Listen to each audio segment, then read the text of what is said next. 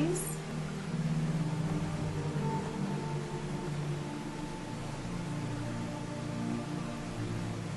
Corkscrewing the fingers, and you're just basically corkscrew, rolling that out and throwing out the bad energy.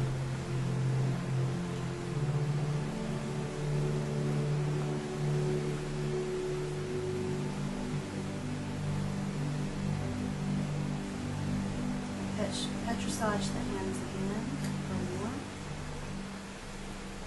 I take a step up to my work at this point. I'm still maintaining my good body mechanics of lunging, and I start thumb rolling into the hands.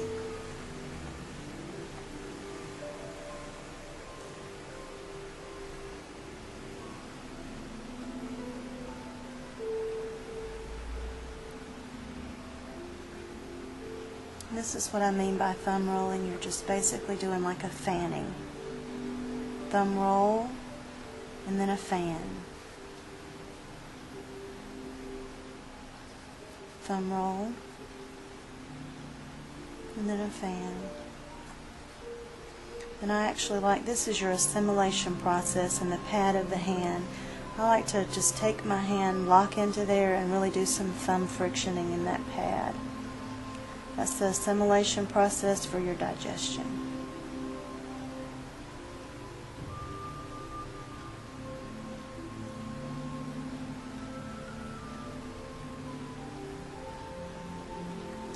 Here you want to hold on to the wrist itself, lock your fingers into your patient's hand, and you're going to do some range of motion of flexion and extension and circumduction.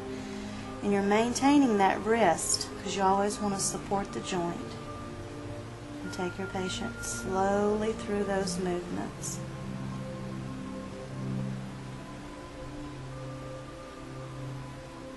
And then just kind of squeeze off their fingertips. That feels good. Walk your body back down. Do another petrissage. I'm going to show you a different way to do the thumb rolling into the palms. There's some therapists that like to take their patient's hand in this fashion, and they like to lock in.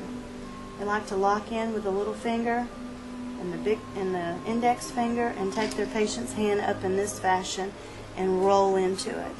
I tend to not like this version because of the torquing of the wrist that takes place. As you can see, the wrist position torques. So in this position, your wrist is not torquing so much. However, play with it because there's so many different versions. I'll show that again very quickly. Just lock in, position the hand down, and then work into the palms in this fashion. Again, this is not my favorite technique because you can see how the wrist is being torqued. From there, you're going to actually go into some wrist work. Carpal tunnel is one of the biggest issues that massage therapists may have, and it is very important that you work into these bone joint areas. So as you can see, my thumb is like a claw, and this is the position of your hand underneath. It's like a claw. Your thumb goes right into the bones itself. You put both of them and you put your hand in a claw, and you can flick the hand up like that. And what happens is you do a little frictioning, and your hand goes from side to side. You're frictioning off all of those bones in there. You're working in those joint spaces. And friction is one of your best strokes to do in joint spaces. From there, I just calm it back down with a little petrissage, and I go right into my forearm work. In your forearm work, you can do the old-fashioned way of what I call your thumb frictioning, right through your extensors. The front part of your arm here is the extensors. This is your flexors. With the move that I'm going to show you in just a minute, you can get all of this done in one stroke instead of having to do multiple strokes in this small area. The old-fashioned way is doing the thumb rolling, and then coming in and going through 3 lines, and then coming in and doing the petrissage, Now I'm going to show you a more inventive way. It's a Stewart-Talls technique where you take your hand, you lock your hand right into your patient's. You have your index finger as a guide to go back and forth. And then you take your other hand and go right into the web. And you're actually using the hand and changing the different planes. And you're doing that thumb frictioning, and you're actually getting extensors and flexors at the same time. Just watch that movement. I'll do it very slowly.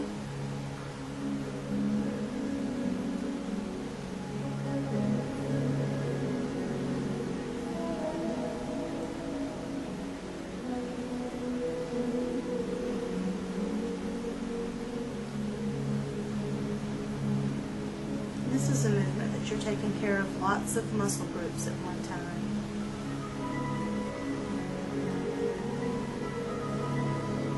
I want you to take note that I'm not dragging my work back like this. It's just a slide technique. So when I'm working, I'm really pushing in, going toward the heart, and I'm barely touching the skin as I come back so that I'm not dragging my work back, because that is not what you do in massage therapy. You always work toward the heart.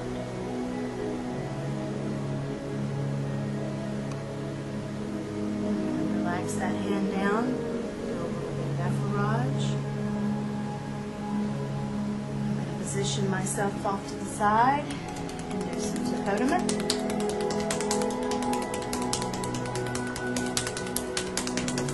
And then I'm still in this forearm area. I'm taking my hand up in this position, and I'm doing an old-fashioned technique in Swedish called chucking.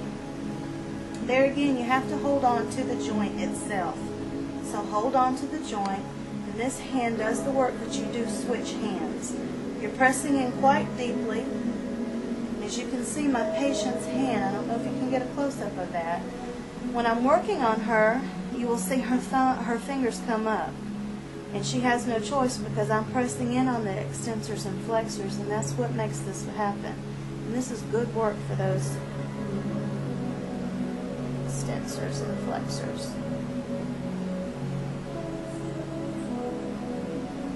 Hopefully you can get a really close look of that, of how each finger pops up.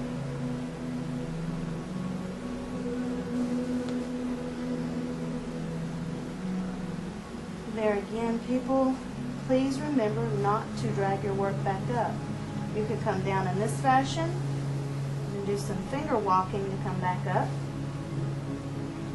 Or you can just simply take your fingers off and position your hand back up. It's whatever feels good to you.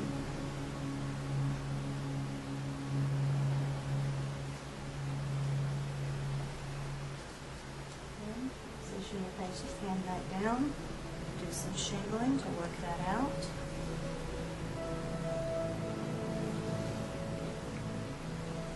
The next move I like to do is to work into the arm. You go wrist, wrist, elbow, and then elbow.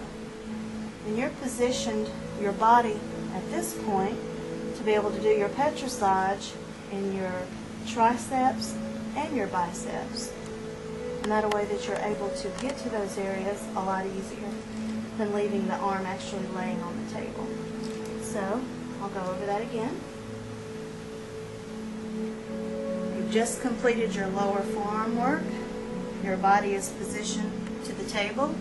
It is wrist, wrist, turn your body, elbow, and elbow. And you can drop down in the right body mechanics for your height. And you can start petrissaging right into the traps. Excuse me, into the triceps.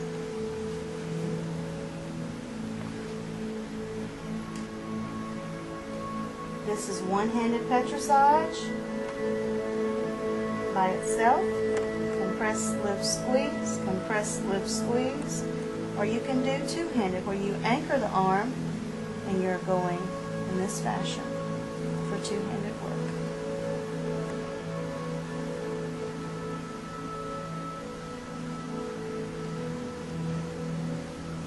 I would like to tell you also, underneath the arm over here, you don't want to expose your client.